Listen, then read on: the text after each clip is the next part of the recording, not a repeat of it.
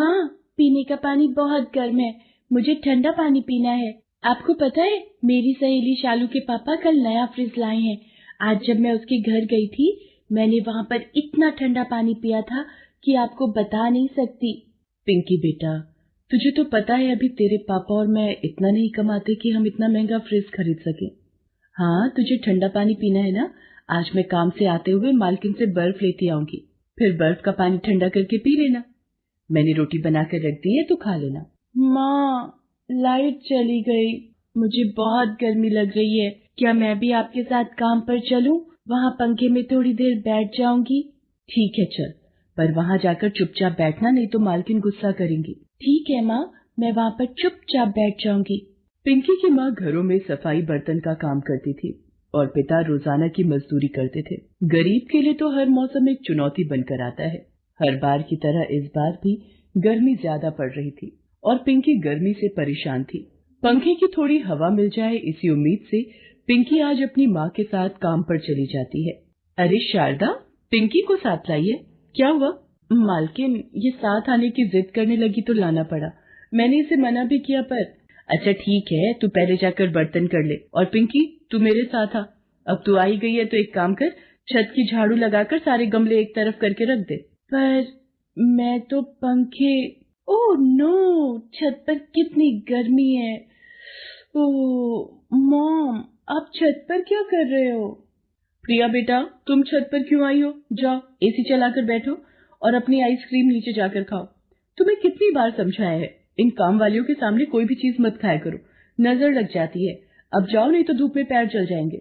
मैं पिंकी को काम समझा कर आती हूँ, तब तक एसी चलाकर कमरा ठंडा कर दो। ओके मॉम, कितनी टेस्टी आइसक्रीम है। अब इसे खाते हुए मैं टीवी पर अपना फेवरेट शो देखूंगी। अरे बाप रे, धूप से तो शरीर मानो जल जाएगा।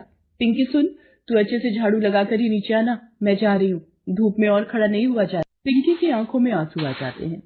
वो बेचारी तो पंखे की हवा खाने आई थी, पर मालकिन ने उसे काम पर लगा दिया।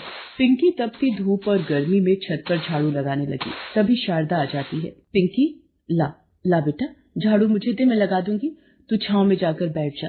माँ, मैं नीचे जाकर पंखे में बैठ जाऊं? यहाँ बहुत धूप और गर्मी है। ठीक है बेटा, मैं आंगन का पोछा लगाकर पंखा चलाकर आई हूँ, तू थोड़ी देर बैठ जा, तब तक आंगन भी सूख जाएगा। मैं आकर पंखा बंद कर दूंगी। पिंकी नीचे जाकर आंगन में बैठ जाती है। तभी मालकिन फ्रिज में से आम निकालते हुए बोली, पिंकी इधर तो आ जरा। लगता है मालकिन मुझे आम खाने को पूछ रही है। कब से मैंने आम नहीं खाया। जी मालकिन, आपने बुलाया? ये पंखा फालतू का चला रखा है, बंद करो इसे।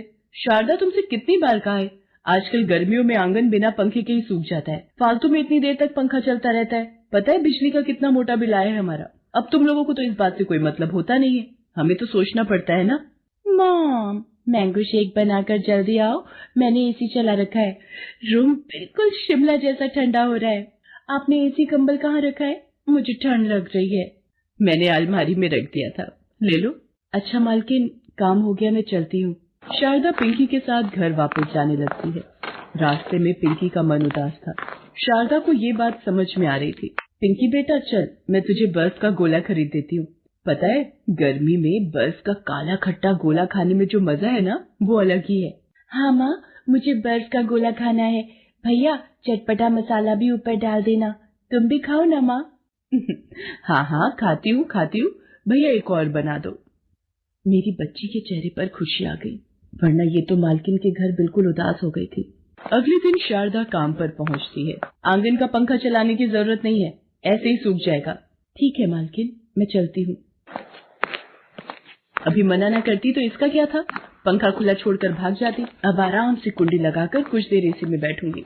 हे राम, मैं मर गई, कोई बचाओ। अरे, ये तो मालकिन के चीखने की आवाज है। क्या हुआ मालकिन? हे भगवान, मालकिन तो बेहोश हो गई हैं। अब क्या करूं? मेरे पास तो मालिक का फोन नंबर भी नहीं है। हाँ, रिक्शा बुलाकर इन्हें डॉक्टर के पास ले जाती हूँ। शारदा रिक्शे वाले की मदद से मालकिन को बराबर वाले डॉक्टर के पास ले जाती है। घबराने की कोई बात नहीं है, अचानक गिरने की वजह से ये अपने आप को संभाल नहीं पाई, इसलिए बेहोश हो गई। पता नहीं, अचानक पानी पर पैर फिसला और मैं गिर गई। शारदा, तुम मुझे यहाँ लेकर आई हो, पर तुम तो चली गई थी। नहीं मालकिन, वो मैं सीढ़ियों का पोछा लगाना भूल गई थी, तो वही लगाती हुई सीढ़ियों से नीचे तक जा रही थी। अचानक आपकी आवाज सुनकर मैं ऊपर भाग आई। ये कुछ दवाई मैंने लिख दी है, आप ये ले लेना। शारदा मालकिन को घर ले आती है। गलती मेरी ही थी, मैंने ही तुम्हें पंखा चलाने के लिए मना किया था। मालकिन, ये मैं नींबू चीनी की शिकंजी बनाकर लाई हूँ, आप ये पी लो, इससे आपको आराम मिलेगा। शारदा, तुम भी तो पसीने से भीग रही हो, थोड़ी शिकंजी तुम भी पी लो। कब से मेरे चक्कर में इधर उधर घूम रही हो। मैं इस बेचारी को कितना डांट देती हूँ, पर इसने पल भर भी नहीं लगाया मुझे डॉक्टर के पास ले जाने के लिए। मुझे अपनी गलती को सुधारना होगा। शारदा घर चली जाती है, पर उसकी मालकिन के मन में कुछ और ही चल रहा होता है। अरे सुषमा, तुम ठीक तो हो ना? हाँ, अब मैं ठीक हूँ। वो तो शारदा यही थी, वरना पता नहीं क्या हो जाता। वही मुझे डॉक्टर के पास ले गई थी। गलती मेरी ही थी, मैंने ही उसे आंगन का पंखा चलाने के लिए मना किया था। अच्छा सुनो, मैं सोच रही थी बहुत गर्मी पड़ रही है, क्यों ना हम शारदा को एक दीवार वाला पंखा खरीद कर दे दें। उस बेचारी के पास मेज पर रखने वाला एक छोटा सा ही पंखा है। बहुत गर्मी पड़ रही है। मैंने देखा था उसकी बच्ची बेचारी पंखे की हवा को तरसती है, और वो भी तो पूरा दिन घर के कामों में लगी रहती है। रात भर बेचारी कैसे सोती होगी। हम ना जाने अपने ऊपर कितना खर्च कर लेते हैं, क्यों ना एक गरीब की मदद की जाए। ठीक है सुषमा, शारदा को पंखा देने के साथ साथ तुम्हारी बात को सुनकर मेरे मन में एक विचार और आया है। क्यों ना हम अपनी कॉलोनी की सड़क पर ठंडे पानी की मशीन लगवा लें। राह चलते लोगों को पानी की बहुत प्यास लगती है। रिक्शा वाले, सब्जी, फल और सामान के ठेले वाले, राह पर चलते राहगीर जब गर्मी में तप रहे होते हैं, और गर्मी में सबसे पहली जरूरत ठंडा पानी, जो उन्हें नहीं मिलता। यहाँ से गुजरने वाले लोगों को तो कम से कम पीने का ठंडा पानी मिल ही जाएगा। ये आपने बहुत अच्छा सोचा है।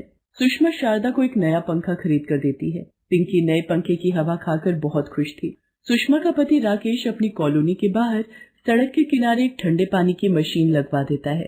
वहाँ से गुजरते हर राहगीर को गर्मियों में ठंडा पानी पीकर राहत मिलती देख सुषमा और राकेश बहुत खुश